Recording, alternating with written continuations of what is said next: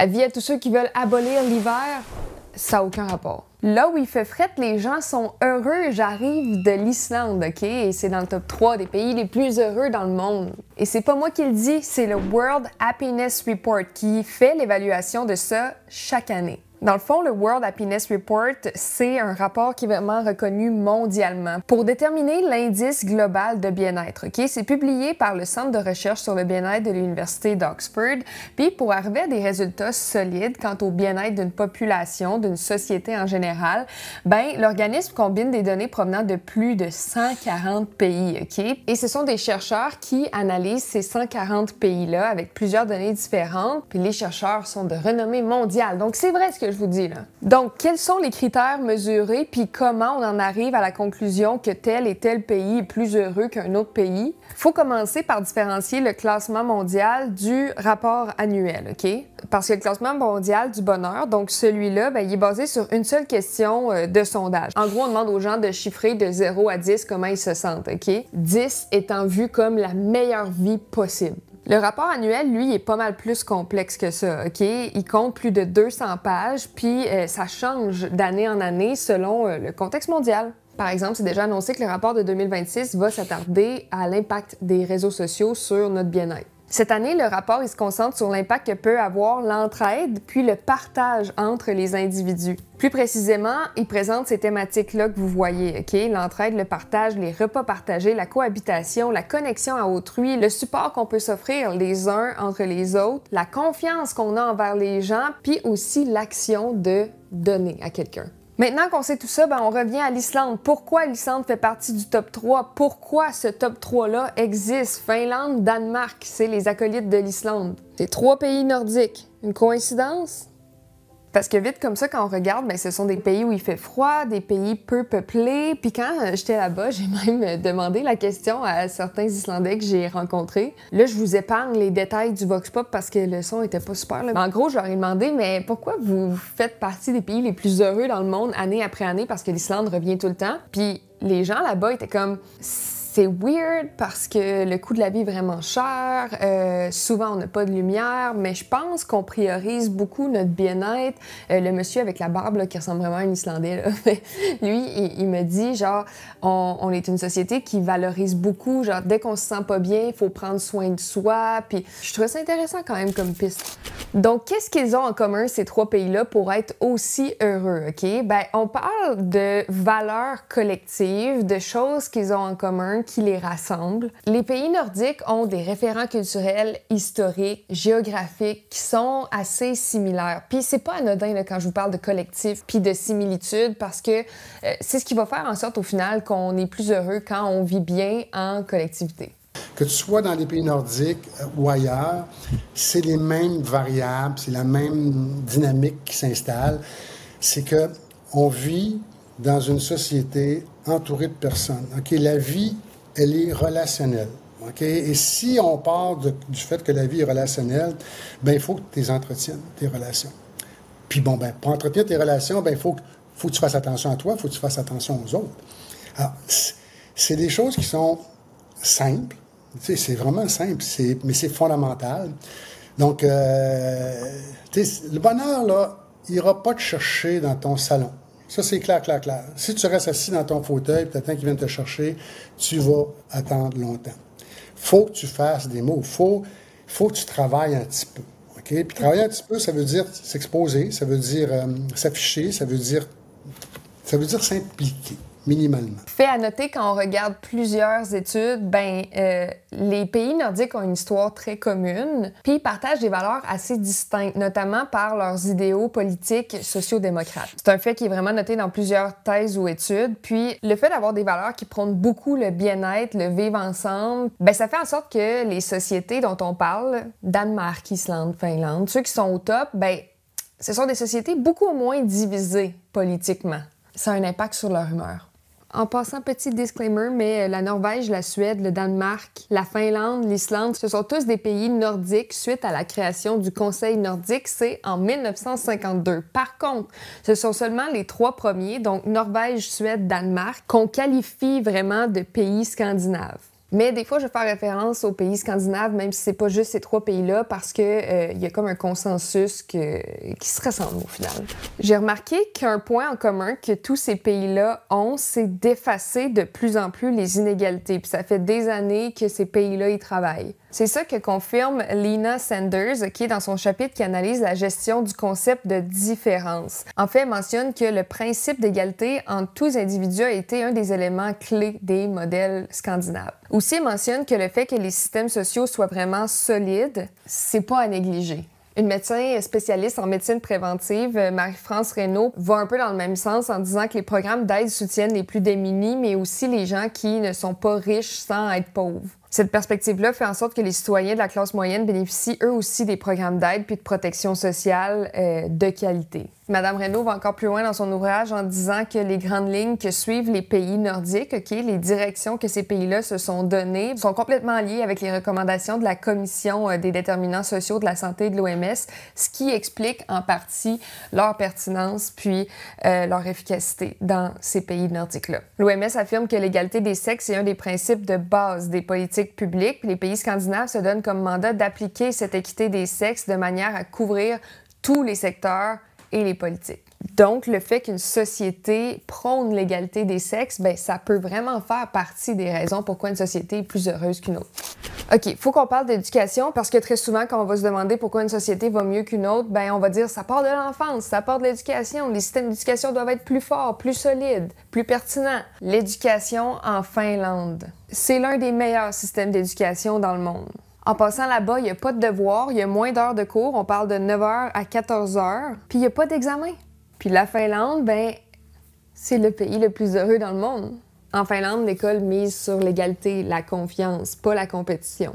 L'apprentissage puis le vivre ensemble est priorisé aux examens plus standards, comme on connaît ici. Il n'existe pas d'examen ou de test au niveau national. Les notes, c'est pas ce qui définit la valeur d'un élève. On mise plutôt sur la compréhension, la curiosité puis le bien-être du jeune. Le but, essentiellement, c'est de faire des citoyens qui sont capables de jouer leur rôle dans la société, puis où est-ce qu'on veut leur inculquer des valeurs de développement professionnel, d'éducation, d'altruisme, de bienveillance, d'empathie, etc. Et les profs en Finlande, ben, ils sont parmi les plus respectés dans le monde. En Finlande, devenir prof, là, on m'a expliqué que c'est l'équivalent d'être un médecin ici. Le programme pour entrer en enseignement dure 5 ans, c'est une maîtrise. Les études des enseignants sont basées sur la recherche, juste les meilleurs sont pris. Mais surtout, la grande différence là-bas, là, c'est que les enseignants sont vraiment vus comme des experts, OK? Il n'y a pas de lourdeur bureaucratique une fois qu'ils ont leur diplôme. En fait, ils sont vraiment vus comme des experts dans leur domaine, pas juste des exécutants. Ça fait en sorte qu'ils ont vraiment une grande liberté quand ils viennent pour enseigner. Les enseignants sont hyper bien vus là-bas, là. C'est un honneur. Les facultés d'éducation débordent de candidats. Je pense, si ma mémoire est bonne, il y a un taux de contingentement important. Fait que seulement 10% des candidats, parce que là-bas c'est une maîtrise aussi, donc à la maîtrise en éducation, qui est une maîtrise qualifiante qui va permettre aux enseignants d'enseigner, bien, il y en a 1 sur 10 qui est pris. Aussi, les classes sont majoritairement plus petites en Finlande. On parle de 20 élèves en moyenne. Puis on essaie vraiment de recréer dans les écoles une ambiance de chez-soi, OK? Fait qu'on demande aux élèves puis aux profs d'enlever leurs souliers, d'être en pied de bas dans les cours. Pourquoi? L'idée derrière ça, j'ai posé la question. C'est quoi? L'idée, c'est de se dire, quand tu arrives chez vous, qu'est-ce que tu fais? Tu enlèves tes souliers, tu les mets dans le coin, puis c'est comme un symbole de confort d'être à la maison. Fait que l'idée derrière l'école, c'est d'être bien, d'être chez soi. C'est important pour les Finlandais. On veut que les enfants soient bien à l'école. Quand on se promène dans une école finlandaise, on voit par exemple des jeunes qui vont jouer, qui vont courir, pas différents, là, qui vont courir dans les corridors, mais on voit pas de profs qui capotent avec ça, ou c'est normal. C'est hot, hein? Puis résultat, la Finlande se classe parmi les meilleurs dans le monde, et ça depuis des années. Puis surtout, les élèves finlandais sont parmi les plus heureux dans le monde, comme le pays en soi, mais les élèves aussi. Cela dit, notre système d'éducation, il est pas loin derrière, OK? L'Estonie, le Canada, l'Irlande ont aussi des systèmes qui sont souvent cités en exemple. Mais on aurait quand même des trucs à apprendre de la Finlande, outre que d'enlever nos souliers. Ce papier-là de l'Université Sherbrooke souligne que l'absence de devoirs, l'accent sur le développement personnel, le jeu en classe, c'est toutes des choses qui améliorent la santé mentale des étudiants. Et aussi, selon des experts, bien, ça permet aux jeunes de mieux performer pendant leur parcours académique. OK, on arrête la vidéo 30 secondes parce que là, je suis chez Créapub, un partenaire officiel d'Alexplique qui a cru à mon projet depuis le tout début. En plus de me soutenir, il me donne des cadeaux. Parce que c'est ça, le programme Please. C'est le programme de reconnaissance où tout est souligné et célébré de façon unique. Ce matin, j'ai vu qu'on était rendu 90 000 sur Instagram. Je capote, fait que là, j'ai droit à mon cadeau. Ce qui est vraiment cool si vous êtes un gestionnaire ou si vous travaillez en ressources humaines dans votre entreprise, c'est un programme où les employés que vous voulez remercier vont recevoir un accès personnalisé, OK, un courriel, puis là, il va y avoir des centaines de choix de cadeaux. Ils verront jamais la valeur monétaire des cadeaux, mais ils peuvent choisir selon ce que vous voulez leur offrir. Des produits locaux, des cartes cadeaux, ils ont plein de choix, là. Et vous, en tant que chef d'équipe, en tant que gestionnaire RH, ben c'est quand même cool, là. Pour les employeurs, il y a comme un tableau de bord super simple, c'est vraiment facile à suivre. C'est tout géré par Créapub, fait que... Oh, des boucles d'oreilles! Reconnaître, récompenser, motiver, c'est ça le programme Please, OK? Bon, ce que je vous nomme depuis le début, c'est des raisons un peu pêle-mêle de pourquoi les pays nordiques se retrouvent très souvent au top comme étant les pays les plus heureux. Mais moi, j'ai voulu me concentrer sur l'Islande parce que c'est de là qu'on arrive, qu'on a pu parler à des gens, puis constater aussi des trucs. En gros, ça part déjà bien en Islande quand on sait que le pays a reçu un prestigieux prix de l'OMS pour reconnaître leur rôle de promotion de l'économie du bien-être, OK? L'Islande mise beaucoup sur l'enfance. Il y a même une loi qui est assez intéressante que je voulais vous parler, une nouvelle loi sur la prospérité s'appliquant aux services intégrés aux enfants. Puis le site du programme, puis la vision de tout ça, c'est de dire l'enfant devient le cœur du système. Et il y a 3 initiatives, 3 niveaux de services pour être sûr qu'on met vraiment l'enfant au cœur du système. On a souvent entendu ça au Québec, mais ça a l'air un petit peu plus vrai quand on regarde ce qui se passe en Islande, OK? En gros, les services primaires sont accessibles aux enfants de tous les âges, puis ça passe par la prévention. Tout ce qui englobe l'expression « mieux vaut prévenir que guérir ». C'est ça, la loi. Avec cette loi-là, l'Islande conclut que l'objectif est que le plus grand nombre possible d'enfants bénéficient de services adaptés au niveau primaire, puis que ces services-là soient suffisants pour que moins d'enfants aient besoin des services plus complets proposés au niveau secondaire. Évidemment, l'effort de bien-être ne s'arrête pas juste à 18 ans, mais quand même, tu vois que ça part d'un bas âge en Islande. Aussi, la fameuse semaine de 4 jours, ça c'est revenu souvent dans mes échanges. L'Islande est pionnière de la semaine de 4 jours.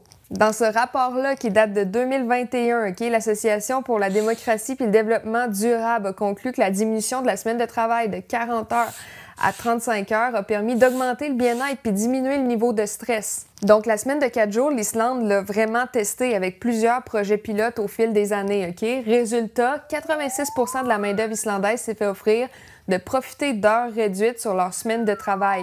C'est vraiment à ne pas négliger dans l'aspect de bonheur notre rapport avec le travail.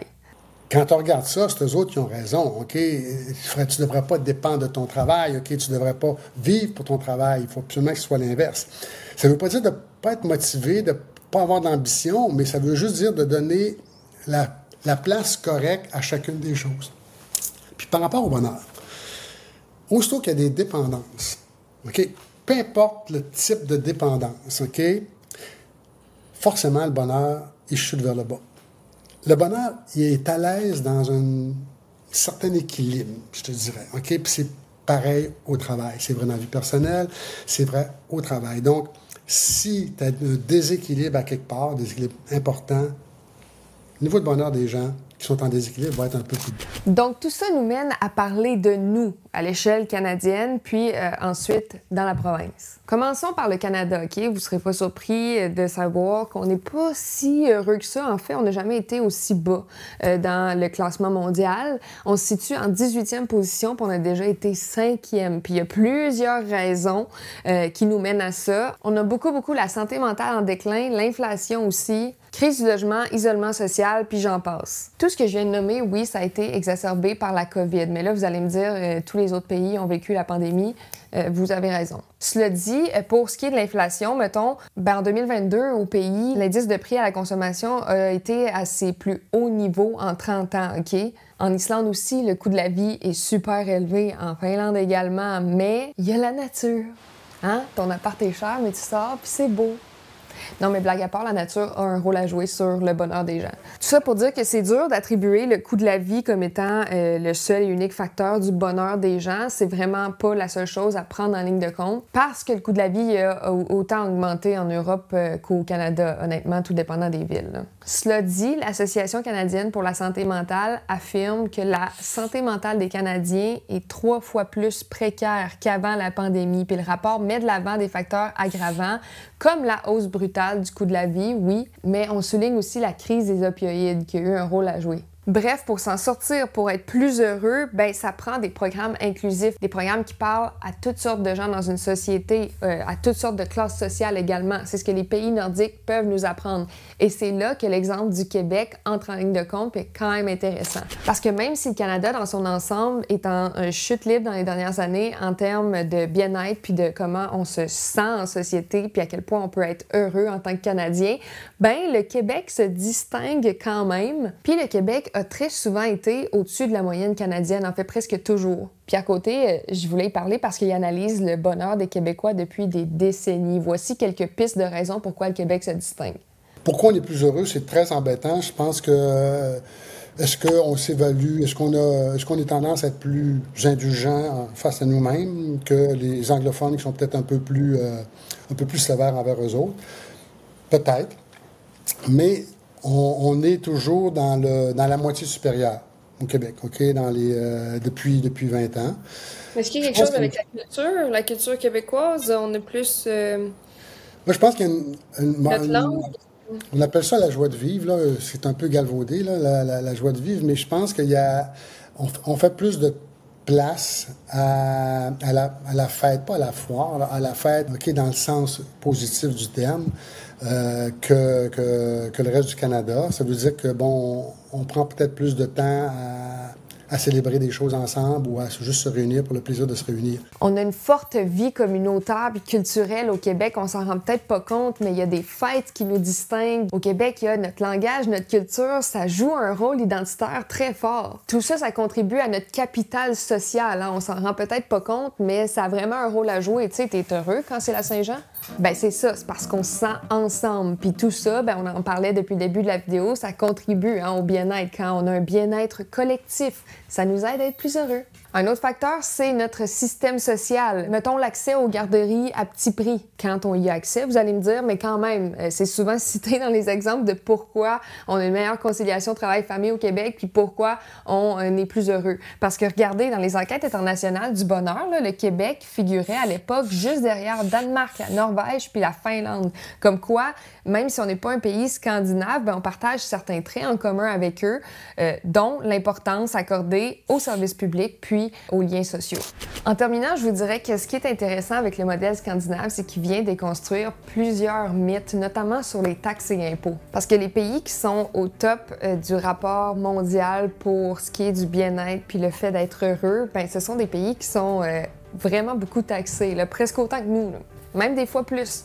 Mais ils ont prouvé qu'ils sont capables peut-être de mieux redistribuer leur argent, puis de s'assurer au final qu'il y a des programmes sociaux très forts pour l'ensemble de la population. Une des clés, c'est vraiment la façon dont ils conçoivent la fiscalité. Là-bas, on mise moins sur l'impôt progressif sur le salaire des gens et beaucoup plus sur les taxes à la consommation. Ils ont une éducation citoyenne active, ils ont des cercles aussi de lecture, des médias publics forts, des bibliothèques populaires qui nourrissent vraiment une vie démocratique.